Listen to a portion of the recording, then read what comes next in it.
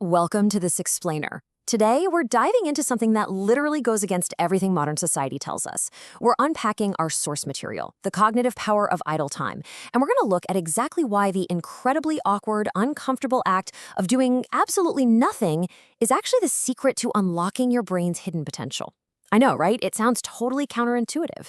In a world where we're always hustling, choosing to just sit there feels, well, it feels wrong. But as we'll see, the logic behind this is a total game changer for how we think about downtime. Section 1. The fear of doing nothing. So I want you to think about that weird, almost itchy tension we get the second things go quiet. You know the feeling, right? Like when you're the first one to join a virtual meeting or you're waiting in line. There's this immediate, low-key panic. We get this automatic urge to just reach into our pockets and pull out a screen to fill the void. Which brings up a pretty tough question. When was the exact last time you did absolutely nothing? And I don't mean half watching a show while scrolling on your phone. I don't mean listening to a podcast. Actually, scratch that. Listening to an audiobook while commuting or folding laundry. I mean sitting there completely disconnected. No screen, no task, no input. Zero distractions. Kind of hard to remember, isn't it?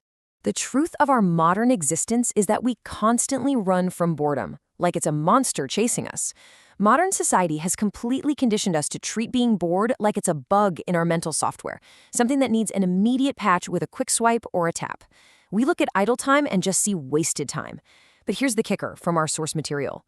By running away from boredom, we are actually starving our brains of something biologically essential. Which brings us to Section 2. The overstimulated brain problem. Look, right now, we are practically trapped in this endless cycle of cognitive stimulation. From the exact second we wake up to the minute our heads hit the pillow, we are just shoveling data into our minds. Emails, texts, videos, news feeds. It's a frantic, desperate need for stimulation. We're always chasing that buzzing energy of processing new stuff, looking for that next dopamine hit. But biologically, we're actually meant to bounce back and forth between that high-energy state and the quiet, empty state of true idleness. The problem is, today, we spend almost all of our waking hours entirely on the stimulated side. We are genuinely terrified of crossing over into the quiet. And so what happens when you live permanently on the stimulated side? You get the exhausted cognitive battery. Think of it like your smartphone, okay? Imagine having your screen on maximum brightness, you're streaming a 4K movie, downloading a massive update, and running GPS navigation all at the exact same time. What happens to the battery? It totally tanks, right? Well, your brain operates exactly the same way. When we literally never allow our minds to enter low power mode, we completely deplete our cognitive reserves. No wonder we end up feeling super foggy, totally burnt out, and creatively blocked. So how on earth do we fix this? Let's dive into Section 3, the power of idle time. This is where our source material drops a massive paradigm shift on us. What if doing absolutely nothing isn't wasting time at all? What if true idle time is actually a strict biological requirement to keep your mind healthy? Let's get really clear on exactly what we're talking about here. Idle time is the intentional state of allowing yourself to be bored in order to recharge your brain. Now, intentional is the magic word. This isn't, accidentally leaving your phone in the car and pacing around the house feeling frustrated. No, this is a conscious, deliberate choice to just sit with the emptiness. And according to the source, this intentional state is the ultimate secret weapon for restoring your mental energy. When you actually embrace this, some incredible things happen. First, it creates vital space for boredom to even exist. Second, it acts like a massive circuit breaker, finally stopping that constant barrage of stimulation. And that physical and mental break, that is exactly what recharges the brain. Ultimately, this completely restores your cognitive power. Think about it. When your brain isn't frantically processing incoming data, it finally gets to go to work on the backlog. It organizes your thoughts, solves background problems you didn't even know you were stuck on, and completely resets your capacity to focus. So, if you take nothing else away, remember this absolutely crucial point. Boredom isn't a bug, it's a feature. I absolutely love that framing. We are always so quick to groan and complain, I'm so bored, like something is broken in our environment. But boredom, it's just your brain's check engine light.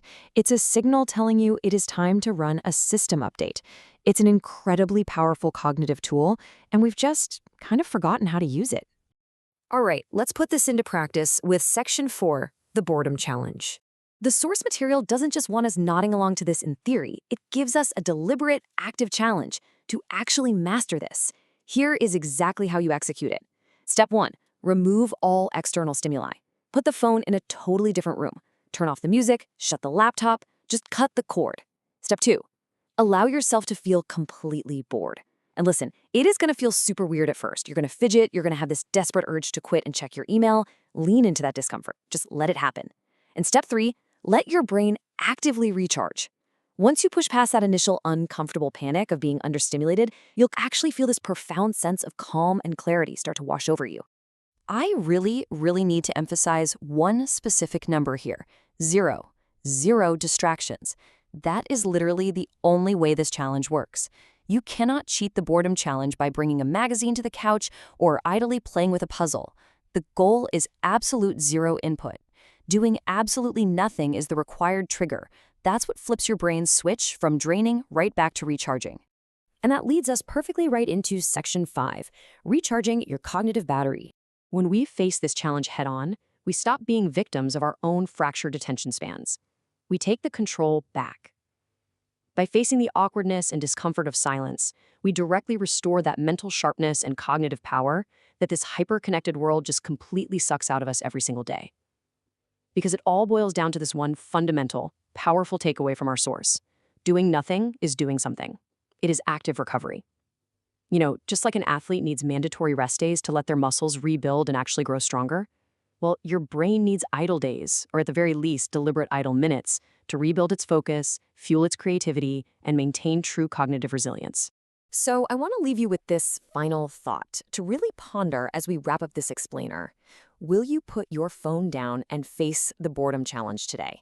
Will you bravely allow yourself to just exist, completely uninterrupted and unstimulated for just 10 minutes? The power to completely recharge your brain is quite literally in your hands, simply by making the choice to do nothing at all. Thank you so much for joining me, and hey, I highly encourage you to go be bored.